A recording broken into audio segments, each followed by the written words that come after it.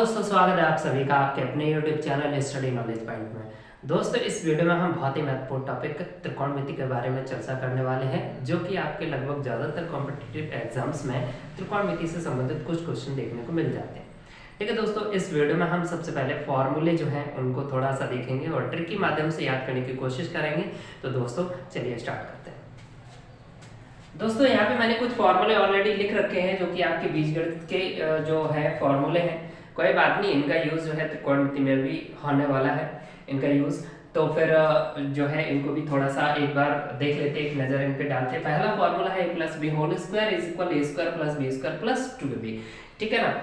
तो और माइनस का अगर जो फॉर्मूला बनता है तो यहाँ पे जो है प्लस 2ab, यहाँ पे माइनस 2ab हो जाता है। सिंपल ये फॉर्मूले जो है आपने छोटी छोटी क्लासेस में जब आप थे क्लास 8 तक भी ये देखने को मिल जाते हैं, तो आप लोग इनको देखते रहे होंगे, नो प्रॉब्लम इनमें। लेकिन फिर भी एक बार इनको जो है देख लेते हैं। ए स्क्वायर माइनस बी स्क्वायर जो है एक बार माइनस कर देते, एक बार प्लस करते, ए माइनस बी इंटू ए प्लस बी। ओके, ए प्लस बी का होल क्यूब है। तो ध्यान से यहाँ पे समझिए, मैंने दो साइन ऑलरेडी यहाँ पे लगा रखे हैं। तो मैं आपको बता दूं, अगर यहाँ पे प्लस है तो सभी में प्लस साइन यूज होगा। ठीक है ना। ए प्लस बी का होल क्यूब अगर है तो A cube plus B cube plus 3ab और ब्रैकेट ए प्लस बी होगा। अगर यहाँ A minus B whole cube है तो यहाँ पे A cube minus B cube minus 3ab और ए माइनस बी इंटू में ये होगा। ठीक है ना दोस्तों। तो ये तो आपके बीजगणितीय फॉर्मूले थे, वो मैंने देख लिए। अब हम त्रिकोणमिति के जो फॉर्मूले हैं, त्रिकोणमिति अनुपात जो होते हैं 6 अनुपात, तो हम इस पर डिस्कस करेंगे और इनके जो फॉर्मूले जो बनते हैं उनको हम थोड़ा ट्रिक के माध्यम से सॉल्व करेंगे। ट्रिक के माध्यम से हम इनको लिखेंगे, जो आपको जो है याद करने की जो समस्या है वो नहीं आएगी। आप इनको आराम से जो है दिमाग में बैठ जाएंगे कि किस तरीके से मैं इनको जो बताने वाला हूँ। ठीक है दोस्तों, तो चलिए अब आगे देखते हैं। दोस्तों, बात करते हैं त्रिकोणमिति के जो 6 रेशियो जो होते हैं, 6 त्रिकोणमिति जो अनुपात होते हैं, ठीक है ना, वो कौन से अनुपात होते हैं। तो मैं उनको एक बार लिखता हूँ, और लिखने का जो ऑर्डर है दोस्तों वो थोड़ा सा ध्यान से समझना है कि लिखने का जो ऑर्डर है वो अगर आप समझ गए तो समझ लिए, आपको याद करने की कोई प्रॉब्लम नहीं है, याद करने की कोई जरूरत भी नहीं है। ठीक है ना। जैसे मैंने पहले लिखा साइन थीटा, उसके बाद में लिखा कॉस थीटा, और इसके बाद में हमने लिखा साइन कॉस, और फिर आ गया टेन। ठीक है ना। अब उसके बाद में 3 आपने ये लिख लिए, और इसी के सामने 10 के बाद फिर आप लिख लीजिए यहाँ पे कॉट थीटा, और फिर ऊपर आपका सेक थीटा, और फिर उसके बाद में आपका कोसेक थीटा। ये 6 रेशियो जो होते हैं, 6 त्रिकोणमितीय अनुपात होते हैं। बस इनसे ही पूरी त्रिकोणमिति सॉल्व होने वाली है। ठीक है दोस्तों। तो थोड़ा सा याद करने का जो मतलब फॉर्मूला जो यहाँ पे बनता है इनका, तो वो किस तरीके से हम फॉर्मूले याद कर पाएंगे, याद करने में थोड़ा टाइम लग जाएगा। तो कोई एक ऐसा हम अपना एक खुद का एक ट्रिक बना लेते हैं जिससे मुझे याद करने में कोई दिक्कत ना हो। ठीक है ना। तो मैं आपको वही समझाने की कोशिश कर रहा हूँ। मैं कोशिश कर रहा हूँ कि आपको जो है याद ना करना पड़े, कोई एक तरीका आपको इस तरीके से बता दिया जाए कि आप जो है ये जो है ना फॉर्मूले आपके दिमाग में बहुत अच्छे से बैठ जाए। ओके, तो देखो, साइन थीटा इज इक्वल क्या होगा, कॉस थीटा इज इक्वल क्या होगा, टेन थीटा इज इक्वल क्या होगा, कोसेक थीटा, सेक थीटा और कॉट थीटा। ठीक है ना। तो मैं आपको बता दूं, इनके जो फॉर्मूले हैं 2 टाइप के होते हैं। एक तो आपके भुजाओं के आधार पे होंगे और दूसरा कोणों के आधार पे होंगे। ठीक है ना। ज्यादा डीपली जाने की जरूरत नहीं है। जो आपके एग्जाम, जो आपके आरआरबी ग्रुप डी एग्जाम जो होने वाले हैं 23 फरवरी से, उनमें कुछ त्रिकोणमिति से संबंधित जो क्वेश्चन आएंगे उनको सॉल्व करने के लिए जो है क्या हमें करना है, किस तरीके से इनको फॉर्मूला को याद करना है, हम बस उस पर फोकस करेंगे। ठीक है ना। ज्यादा डीपली जाने की जरूरत नहीं है इसमें। ठीक है। अच्छा, तो मैं आपको बताऊं, सबसे पहले भुजाओं के आधार पे इनके फॉर्मूले में मैं आपको बताता हूं। ठीक है। भुजाओं के आधार पे फॉर्मूले जो आपके होते हैं, जिसमें आपका जो ट्रायंगल होता है, मैं एक बार इसको थोड़ा सा यहाँ पे देख लेता हूँ। जो आपका ट्रायंगल होता है, त्रिभुज, ठीक है, और इस त्रिभुज में आपका एक कोण जो है ये वाला 90 अंश का होता है। तो इस त्रिभुज में जो समकोण त्रिभुज होता है, समकोण त्रिभुज का ही यूज है आपका इस त्रिकोणमिति में। ठीक है। तो समकोण त्रिभुज जो है, इसमें 3 भुजाएं आपको दिख रही हैं। जो 3 भुजाएं, इनके नाम क्या है तो मैं आपको बता दूं, जो 90 डिग्री आपका एंगल है, इसके जो सामने वाली जो साइड है, ठीक है ना, इसके सामने वाली जो आपकी साइड है वो तो होती है कर्ड। ठीक है। हाइपोटेनस जिसको हम बोलते हैं, हाइपोटेनस मतलब कर्ड। ठीक है। और कर्ड हमेशा कर्ड ही रहेगा, मतलब ये वाली जो साइड है वो कभी बदल नहीं सकती। अब आप कहेंगे बदलने वाली बात कहां से आती, तो मैं आपको बता दूं, ये 2 भुजाएं हैं, इनके नाम आपस में बदल जाते हैं कोण के आधार पे। ठीक है, वो भी हम डिस्कस करेंगे। तो आप समझिए कि 90 अंश जो आपका कोण है, उसके जस्ट सामने वाली अपोजिट साइड है, उसको तो हम बोलेंगे कर्ड। ठीक है ना। अब ये वाली जो दो साइड बची हैं, इनमें से एक तो आपका होगा लंब यानी परपेंडिकुलर, और एक आपका होगा आधार यानी बेस, ठीक है। तो ये दो साइड ऐसी हैं कि इनमें ये लंब है और ये आधार, तो कभी कभी क्वेश्चन के अकॉर्डिंग हो सकता है आपको ये लंब लेना पड़े और ये आधार लेना पड़े। ये दोनों साइड जो है आपस में बदल भी जाती हैं। किसके आधार पे बदलती हैं, किस तरीके से बदलती है, वो मैं अब आपको बताने वाला हूँ कि लंब यानी जो परपेंडिकुलर है वो साइड कौन सी होगी और जो बेस है वो कौन सा होगा, ठीक है ना। तो मैं आपको बता दूं, अगर यहाँ पे मान लीजिए ये वाला कोण अगर लिया गया है, इस कोण के अगर बारे में बात कर रहे हैं तो सीधी सी बात है, वो जो कोण जिसके बारे में चर्चा कर रहा है क्वेश्चन, तो कोण के सामने वाली जो भुजा होती है ना, कोण के सम्मुख भुजा, कोण के सम्मुख भुजा जो होती है वो होती है परपेंडिकुलर यानी लंब, ठीक है ना। तो ये आपका है, बस इतना सा याद रखना है कि जिस कोण की बात चल रही है, ठीक है ना, उस कोण की जो सामने वाली जो साइड है वो आपकी लंब होगी। अगर ये वाला कोण अगर आपका क्वेश्चन में दे रखा है तो फिर ये वाली आपकी भुजा लंब हो जाएगी, ये आधार हो जाएगा, ठीक है ना। और अगर ये वाला कोण अगर दे रखा है क्वेश्चन में, ठीक है, और इसके बारे में बात करी जा रही है, तो फिर ये वाली साइड जो है लंब हो जाएगी और ये आपका आधार हो जाएगा, ये वाली साइड, ठीक है ना। तो बस इतना सा कॉन्सेप्ट है, समझिए क्या है। कोण के सम्मुख भुजा क्या होगी, परपेंडिकुलर मतलब लंब, ठीक है। जो बची वो आधार, कर्ण कभी बदलता नहीं है, ठीक है ना। तो ये आपका कॉन्सेप्ट था, ठीक है। अब आगे समझते हैं। इतना तो समझ में आ गया होगा कि लंब, आधार, कर्ण जो तीन भुजा होती है वो कौन सी होती, ठीक है ना। कर्ण जो तिरछी भुजा मतलब 90 डिग्री के सामने वाली भुजा आपकी कर्ण, तो लंब और आधार कौन सी होती है, जो कोण जो क्वेश्चन में कोण दे रखा है उसकी जस्ट अपोजिट की जो साइड है वो लंब होगी, जो तीसरी भुजा बची वो आधार होगी, ठीक है दोस्तों। अब आगे बढ़ते हैं। ओके दोस्तों, तो अभी आपने देखा था कि जो आपका समकोण त्रिभुज था, तो समकोण त्रिभुज में कौन सी भुजाएं जो होती हैं, जो तीन भुजाएं होती हैं उनमें कौन सी भुजा का नाम क्या है, ठीक है ना। लंब, आधार और कर्ण कौन सी भुजा होती है, ये आपको समझ में आ गया होगा, ठीक है दोस्तों। अब हम बात करते हैं इनके फॉर्मूले पे, ठीक है। तो फॉर्मूले में आपका जो है भुजाओं के आधार पे हम फॉर्मूले बताएंगे, जिसमें लंब, आधार यानी बेस और कर्ण तीन भुजाएं जो होंगी, ठीक है, इनसे फॉर्मूले कैसे बनेंगे, क्या इनके फॉर्मूले, वो डिस्कस करते हैं, ठीक है। तो आपने क्लास 8 9th में दोस्तों ये ट्रिक देखी होगी, जिसको लाल बट्टिका के नाम से जानते थे। तो ठीक है, आप अपने याद करने का तरीका कुछ भी रख सकते हैं, कोई बात नहीं, LAR/KA, ठीक है। तो यहां से दोस्तों आपके इनके भुजाओं के आधार पर फॉर्मूले बन जाएंगे, ठीक है। साइन, सबसे पहले आपका है साइन थीटा। अच्छा दोस्तों, एक चीज और याद रखना कि अगर आपने ऑर्डर सही लिखा है तो फिर फॉर्मूले भी आराम से सही बन जाएंगे। अगर आपने ऑर्डर गलत लिख दिया, साइन के पहले कॉस लिख दिया फिर साइन बाद में लिखा, तो फिर फॉर्मूले गलत हो जाएंगे, ठीक है ना।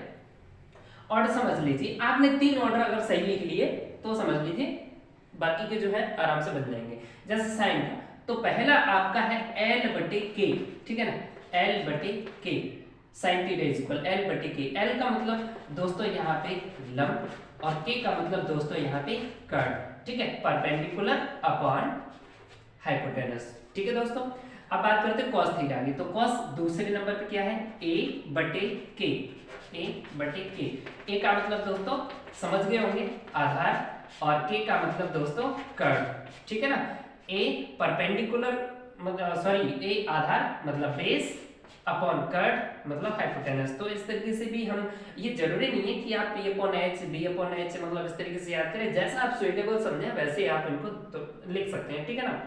अच्छा, मैं दोनों ही तरीके बता रहा हूँ कि ये जो आपका इंग्लिश मीडियम CBSE बोर्ड वाले जो है परपेंडिकुलर अपॉन हाइपोटेनस पढ़ते हैं, तो इसलिए मैं वो भी लिख रहा हूँ, नो प्रॉब्लम।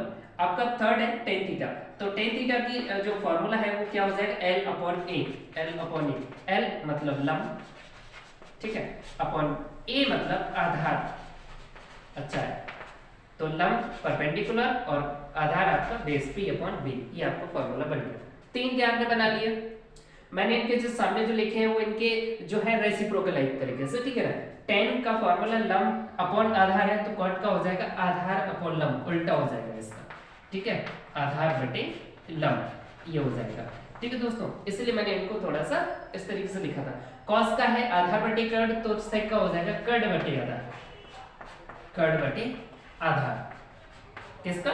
कॉस का उल्टा, कर्ण बटे आधार। तो कोसेक क्या हो जाएगा? कर्ण बटे लंब, ठीक है ना, कर्ण बटे लंब। ठीक है दोस्तों, ये तो भुजाओं के आधार पे हमने इनके फॉर्मूले बना दिए, ठीक है। तो उम्मीद करते हैं कि आपको जो है ये समझ में आ गया होगा कि किस तरीके से फॉर्मूले जो है इनके हम बनाते हैं। आप थोड़ा सा एक ट्रिक बना लीजिए इस तरीके से और इसको जो है समझ लेंगे बहुत अच्छे तरीके से, एक दो बार लिख के देखेंगे अपने आप से ये हो जाएगा, ठीक है ना दोस्तों। अब बात करते हैं जब भुजाओं के आधार पे तो ये फॉर्मूले, तो फिर कोणों के आधार पे फॉर्मूले क्या है, तो मैं आपको यहीं पे समझा दूं। साइन थीटा जो है इसकी वैल्यू जो होती है साइन थीटा इज इक्वल, कोणों के आधार पे बात कर रहे हैं दोस्तों अब हम यहाँ पे, तो साइन थीटा इज इक्वल 1/, ये वाला कोसाइन, ठीक है ना। मैंने कहा था ना कि ये जो फॉर्मूले हैं इनका रेसिप्रोकल इधर कर देंगे तो दोस्तों सीधी सी बात है, साइन क्या है, साइन का जो फॉर्मूला बनेगा इस कोसेक का रेसिप्रोकल, ठीक है, एक दूसरे के रेसिप्रोकल कर देंगे, बस हो गया काम, ठीक है। cos थीटा क्या है, 1/sec कर देंगे दोस्तों, 1/sec थीटा। tan थीटा बराबर क्या हो जाएगा, 1/cot थीटा, 1/cot थीटा। अब दोस्तों बात करेंगे तो cot क्या होगा, कुछ नहीं, यही होगा, मतलब इसका रेसिप्रोकल कर देंगे तो cot क्या हो जाएगा, 1/tan, ठीक है ना, एक दूसरे के रेसिप्रोकल है। अब यहाँ पे sec क्या हो जाएगा, 1/cos कर देंगे, sec का फॉर्मूला 1/cos, और cosec क्या हो जाएगा 1/sin। तो लो दोस्तों ये आपके कोणों के आधार पे फॉर्मूले बन गए, ठीक है ना। यहाँ पे जो थीटा है, यहाँ पे जो थीटा है, थीटा की जगह पे कुछ भी हो सकता है दोस्तों, ये जो थीटा है इसकी जगह कुछ भी हो सकता है, ए बी सी, थीटा की जगह पे और कोई दूसरा साइन आ सकता है, जैसे पाई आ जाए, ठीक है ना, समथिंग कुछ भी हो सकता है। तो हमारा जो थीटा यहाँ पे है कॉर्ड, कौन सा कॉर्ड, जो आप 90 डिग्री एंगल वाले ट्रायंगल में, मतलब राइट ट्रायंगल जो है आपका समकोण त्रिभुज है, जिसमें आप जो है ये वाला जो एंगल कोई सा भी दे रखा होगा उसको हम थीटा लेके चल रहे हैं। अभी क्वेश्चन में तो कुछ भी दिया जा सकता है, ठीक है ना। तो मैंने इस कोण को थीटा मान लिया, तो वो मैंने यहाँ पे थीटा लिख दिया, ठीक है दोस्तों। तो ये आपके थे फॉर्मूले। तो उम्मीद करते हैं आपको बहुत अच्छे से समझ में आए होंगे। आप इसका स्क्रीनशॉट ले लीजिए या फिर वीडियो पॉज करके आप इसको नोट कर लीजिए। फिर मैं डिस्कस करने वाला हूँ दोस्तों यहाँ पे जो आपके एंगल्स जो बनते हैं, जैसे 90 डिग्री है, यहाँ पे 30 डिग्री हो सकता है, 60 डिग्री, 45 डिग्री, 0 डिग्री, ठीक है। तो उनकी वैल्यू कैसे होगी, तो एक ट्रिक के माध्यम से उसकी हम टेबल बनाएंगे। तो आपको जो है सभी जो 6 त्रिकोणमितीय अनुपात हैं इनमें जो भी हम एंगल्स अगर लेंगे, जैसे साइन 45 का मान क्या होगा, साइन 60 का मान क्या होगा, तो वो सब आपको बहुत अच्छे से याद हो जाएगा, ठीक है दोस्तों। इसको नोट कीजिए पहले।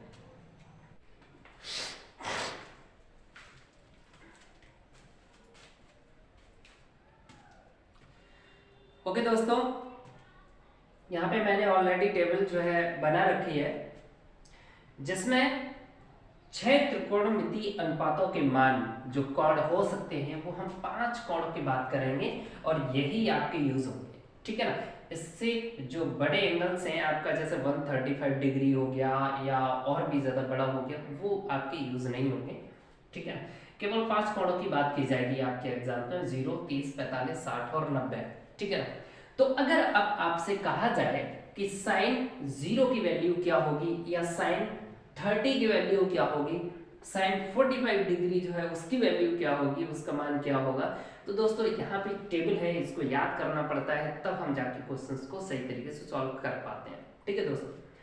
तो यहाँ पे आपको याद करने की जरूरत नहीं पड़ेगी, मैं आपको एक ट्रिक बताऊंगा जिससे आप टेबल को आसानी से बना सकते हैं। और मैं आपको बता दूं, सिर्फ आप एक साइन की या तो ये सभी वैल्यूज को आप याद कर लें या फिर साइन की वैल्यूज निकालना आप सीख जाएं, पूरी टेबल अपने आप बन जाएगी, ठीक है दोस्तों। कैसे बनेगी अब वो आप बहुत ध्यान से समझिए। तो आपको कुछ नहीं, यहाँ पे 1 2 3 4 5 कोण दे रखे हैं, तो 5 कोणों में आपको करना क्या है कि आप 5 नंबर ले लीजिए, 0 से स्टार्ट करेंगे दोस्तों, ठीक है ना। 0 1 2 3 4 हो गया ना 5 नंबर, 5 नंबर ले लिया आपने। सम में क्या किया कि आपने 4 का भाग दे दिया, ठीक है, आपने सम में 4 का भाग दे दिया और जो भी आपके अब नंबर बन गए उनका सबका वर्गमूल निकाल दीजिए, आपके साइन के मान हो जाएंगे, ठीक है ना। आपके साइन के मान ये सभी हो जाएंगे दोस्तों। फिर से समझिए, 0 1 2 3 4 हमने 5 नंबर ले लिए, सब में हमने 4 का भाग दे दिया, सबका वर्गमूल निकाल देंगे, साइन के मान हो जाएंगे। ठीक है दोस्तों, है ना कमाल की ट्रिक। तो 0 यानी साइन 0 आपसे पूछा जाए साइन 0 की वैल्यू क्या होगी, तो पहला 4 का जब हम 0 भाग देंगे दोस्तों 0 आएगा, 0 का वर्गमूल 0, मतलब साइन 0 की वैल्यू क्या होगी 0। ठीक है, अब साइन 30 की वैल्यू कैसे होगी, यहाँ पे 1/4 है, भाग जाएगा नहीं, मतलब कटेगा नहीं, तो फिर हम वर्गमूल निकाल देंगे। 1 का वर्गमूल दोस्तों 1 होता है बटे 4 का वर्गमूल दोस्तों 2 होता है, बस हो गया। साइन 30 का मान कितना आ गया 1/2। अगर आपको कहीं पे भी लिखा हुआ मिल जाए कि भाई साहब साइन 30 है, यहाँ पे साइन 30 की वैल्यू क्या होगी 1/2 होगी, कैसे होगी ऐसे होगी। ठीक है ना। अब बात करते हैं दोस्तों 45, साइन 45 डिग्री क्या होगा, तो ये आपका हो गया, ये हो गया। अब ये ले लो आप, 2 से 4 को हम कट कर देंगे, 2 एकम 2, 2 दूनी 4, ऊपर आ गया 1, 1 का वर्गमूल दोस्तों 1 होता है, 2 का वर्गमूल हम निकाल नहीं सकते, बना रहने दो 2। ठीक है ना, ये 1/√2 आपका साइन 45 हो गया, सिंपल। ठीक है ना, साइन 60 क्या होगा, तो देखो दोस्तों 3 का वर्गमूल पता नहीं, √3 बना रहने दो, 4 का तो पता है ना दोस्तों 2। ठीक है ना, आ गया समझ में। अब साइन 90 की वैल्यू क्या होगी दोस्तों, 4 से 4 खत्म, 1 आ गया, और 1 का वर्गमूल दोस्तों 1 होता है। लो हो गया ना भाई साहब, साइन के मान आ गए। ठीक है, साइन 0 की वैल्यू 0, साइन 30 1/2, साइन 45 1/√2, साइन 60 √3/2 और साइन 90 डिग्री मतलब 1।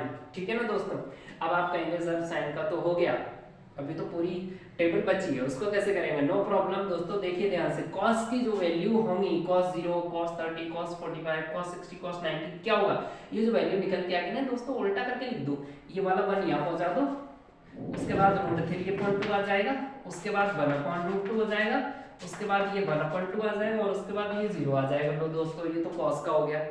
ठीक है ना, cos 0 आपसे पूछा जाए, cos 0 की वैल्यू बताओ 1, cos 30 डिग्री की वैल्यू √3/2, cos 45 1/√2, cos 60 1/2, cos 90 0। ठीक है ना दोस्तों, हो गया। अब बात करें दोस्तों tan, तो फिर tan का कैसे बनेगा, tan को भी उल्टा करके लिखते हैं ना, ना भाई फिर से वही पहुंच जाओगे, गलत हो जाएगा। दोस्तों अभी कुछ देर पहले हमने कुछ फॉर्मूले पे डिस्कस किया था, जिसमें मैंने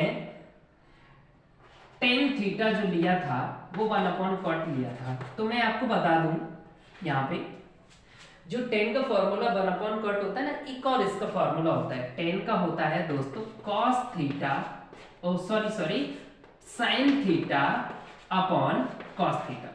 ठीक है, tan के दो फॉर्मूले, 1/cot मैंने नोट करा दिया, समझा दिया था। tan का एक और होता है sin अपॉन cos। cot का आपने लिखा था 1/10, और जबकि cot है क्या, tan का उल्टा कर दिया ना, तो tan का उल्टा यहाँ पे भी ये भी हो जाएगा cos अपॉन sin। तो ये जो है ना tan और cot के दो फॉर्मूले होते हैं। ठीक है दोस्तों, इसको थोड़ा सा और नोट कर लीजिए, ये भी इंपॉर्टेंट है। तो tan का फॉर्मूला कब बनेगा दोस्तों, जब हम sin वाली वैल्यू में cos की वैल्यू को भाग देते चले जाए तो tan की वैल्यू आती जाएगी। मतलब tan 0 अगर हम निकालना चाहें tan 0 तो sin 0 अपॉन cos 0, है ना। sin 0 की वैल्यू जो भी है उसमें हम cos 0 की जो वैल्यू है उसका भाग देते हैं तो tan 0 मिल जाएगा मुझे। तो दोस्तों बस यहाँ पे वही है, sin की ऑलरेडी दे रखी है, cos की भी दे रखी है, तो sin में cos का भाग देते चले जाओ, tan की वैल्यू मिलती जाएगी। tan 0 का मतलब ऊपर sin नीचे cos, ठीक है ना दोस्तों, ऊपर sin नीचे cos, तो हम sin की वैल्यू में cos की वैल्यू का डिवाइड कर देंगे, एक का 0 भाग देंगे 0 आ जाएगा, इसका इसमें भाग देंगे दोस्तों, ध्यान से देखो 2 से 2 कट हो जाएगा, ऊपर 1 बचेगा और नीचे आपका √3 बचेगा। यहाँ दोनों ही सेम नंबर है, पूरे से पूरा कट जाएगा 1 आ जाएगा। यहाँ 2 से 2 को कट कर देंगे, 1 से हम किसी भी चीज को डिवाइड करेंगे वो सेम नंबर रहता है, √3 बचेगा।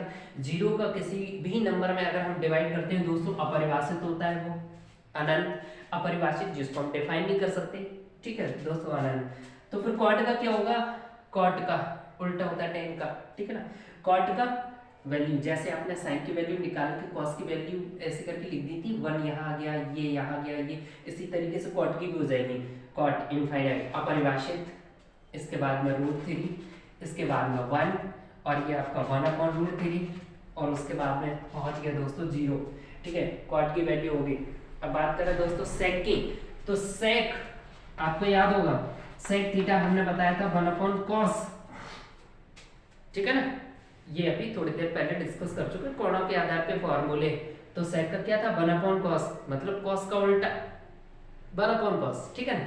तो सेक की वैल्यू क्या होगी, cos की जो भी वैल्यू दे रखी है ना उनको उल्टा कर दो, मतलब 1/, कर दो। तो यहाँ पे दोस्तों ध्यान से देखो 1 है, 1/1 करेंगे तो 1 ही आएगा, ठीक है ना। अच्छा अब हम इसको अगर 1/, हम करें तो फिर क्या होगा, रेसिप्रोकल उल्टा हो जाएगा, 2 ऊपर पहुंच जाएगा, √3 नीचे आ जाएगा। यहाँ पे √2 ऊपर पहुंच जाएगा, अपॉन में 1 आएगा, अपॉन में 1 लिखते नहीं है, कोई जरूरी नहीं है। 2 ऊपर पहुंच जाएगा, अपॉन में 1 कोई जरूरी नहीं है, ठीक है ना। यहाँ पे 0 है, इसके अपॉन में कुछ नहीं है, 1 है, उल्टा करेंगे तो 1 ऊपर हो जाएगा, 0 नीचे हो जाएगा, 0 को किसी नंबर में भाग देते हैं इनफाइनाइट, अपरिभाषित, ठीक है ना दोस्तों। कॉसेक क्या होगा, उल्टा करके लिख दो, इनफाइनाइट 2 √2 2/√3, और इसके बाद में दोस्तों ये 1, ये आपकी हो गई टेबल। क्या याद करना पड़ा, केवल साइन का थोड़ा सा देखना पड़ा। साइन के फॉर्मूले से कॉस बन गया, इन दोनों के फॉर्मूले से टेन बना, टेन के फॉर्मूले से कॉट, सेक कॉस के द्वारा बन गया, सेक के सभी उल्टे मान करके लिख दिए, कॉसेक बन गया, होगी टेबल। दोस्तों अगर आप चाहे इसको ना 1 मिनट नहीं लगेगा, पूरी टेबल बना के तैयार कर सकते हैं, 1-2 बार बना के देखना, समझ में आ जाएगा दोस्तों। और ये टेबल आपकी एग्जाम्स के लिए हेक्सा क्वेश्चन को सॉल्व करने के लिए बहुत ही महत्वपूर्ण साबित होने वाली है। वैल्यूज अगर आपको याद है बहुत अच्छी बात है, याद नहीं है तुरंत बना लो, फटाक से टेबल बना लेंगे, आप क्वेश्चंस को बहुत अच्छे से सॉल्व कर पाएंगे। दोस्तों एग्जाम में बैठो, सीट मिलेगी आपको, सीट में पहले टेबल बना के रख लो, ठीक है ना। जब भी आपको टाइम फालतू मिले सीट बना के रख लो, इसमें टेबल, ठीक है, टेबल बना के रख लो, और जैसे ही क्वेश्चन आ जाए तुरंत सॉल्यूशन, ठीक है दोस्तों। तो ये तो आपकी थी ट्रिक टेबल बनाने की, तो उम्मीद करते हैं आपको बहुत अच्छे से समझ में आई होगी दोस्तों। अब हम क्वेश्चंस को सॉल्व करेंगे कि जो क्वेश्चन है वो किस तरीके से सॉल्व होते हैं, ठीक है। उसके लिए कुछ फॉर्मूले और हम देखेंगे, ट्रिगोनोमेट्रिक जो आइडेंटिटीज होती हैं उनको थोड़ा सा देखेंगे। केवल आपको 3 फॉर्मूले देखने हैं, केवल 3, ठीक है, 3 फॉर्मूले और आप देखेंगे, आपका काम हो जाएगा, ठीक है ना। फिर कोई भी क्वेश्चन आप छोड़ के नहीं आएंगे, दावे के साथ कह सकता हूँ। तो ठीक है दोस्तों, इसको नोट कीजिए, वीडियो पॉज करके आप इसको नोट कर लीजिए या फिर स्क्रीनशॉट ले लीजिए, ठीक है दोस्तों। ओके दोस्तों, अब देखते हैं वो 3 जो फॉर्मूले हैं वो क्या है यहाँ पे, ठीक है। तो इसको थोड़ा ध्यान से देखेंगे दोस्तों। 1 + tan² थीटा इज इक्वल होता है sec² थीटा, एक आपका sin² theta plus cos² theta होता है 1, ठीक है, और एक आपका 1 + cot² theta is equal cosec² theta, ठीक है। आपको केवल ये 3 फॉर्मूले याद करने हैं केवल, ठीक है। अच्छा अगर आपने ये 3 फॉर्मूले याद कर लिए तो आप इनसे 2 फॉर्मूले और बना सकते हैं, इससे 2 फॉर्मूले और बना सकते हैं, इससे 2 फॉर्मूले और बन जाएंगे, आपके 9 फॉर्मूले टोटल हो जाएंगे। 3 फॉर्मूले याद करने का मतलब है 9 फॉर्मूले आपने याद कर लिए, ठीक है दोस्तों। कैसे, 1 + tan² अगर कहीं लिखा है तो आप sec² लिख देंगे, कोई दिक्कत नहीं। अगर कहीं tan² लिखा है तो आप इस 1 को अगर उधर भेज दें तो क्या हो जाएगा, -1 हो जाएगा। तो एक नया फॉर्मूला आपका यहीं से बन गया, केवल इसी को तो याद करना है, जरूरत के हिसाब से हम खुद ही बदल देंगे, वहां पे कितना टाइम लगेगा। सपोज दैट केवल 1 लिखा है तो tan उधर भेज दो, तो sec² theta minus tan² theta. दोस्तों अगर कहीं पे sec² माइनस tan² आ गया, इसका मतलब क्या हो गया 1, ठीक है ना। तो केवल एक याद करिए, इसको याद करिए, केवल ये वाला एक याद करिए, 2 अपने आप वहां से बना के आप सॉल्व कर पाएंगे। तो ये आपके 3 फॉर्मूले केवल आपको याद करने हैं, ठीक है दोस्तों। कोई दिक्कत, अगर दिक्कत है तो कमेंट कीजिए, नो प्रॉब्लम, नया वीडियो बनाएंगे, अच्छा बनाएंगे जो आपके लिए बहुत ही हेल्पफुल हो, ठीक है दोस्तों। तो अब ये तो आपका वीडियो फॉर्मूले के लिए था कि फॉर्मूले हम किस तरीके से याद करें, कुछ फॉर्मूले ट्रिक से याद हो जाएंगे और कुछ इस तरीके से जो है 3 फॉर्मूले आप याद कर लेंगे तो बाकी के फॉर्मूले अपने आप याद ही हो जाएंगे, ठीक है। तो दोस्तों अब अगला वीडियो हम आपके लिए लेके आने वाले हैं जिसमें जो आपके एग्जाम्स में क्वेश्चन आ चुके हैं त्रिकोणमिति से, वो क्वेश्चन हम यहाँ पे सॉल्व करेंगे और समझेंगे कि वो क्वेश्चन कितने कम समय में हम कैसे सॉल्व कर पाएंगे, ठीक है दोस्तों। Thank you.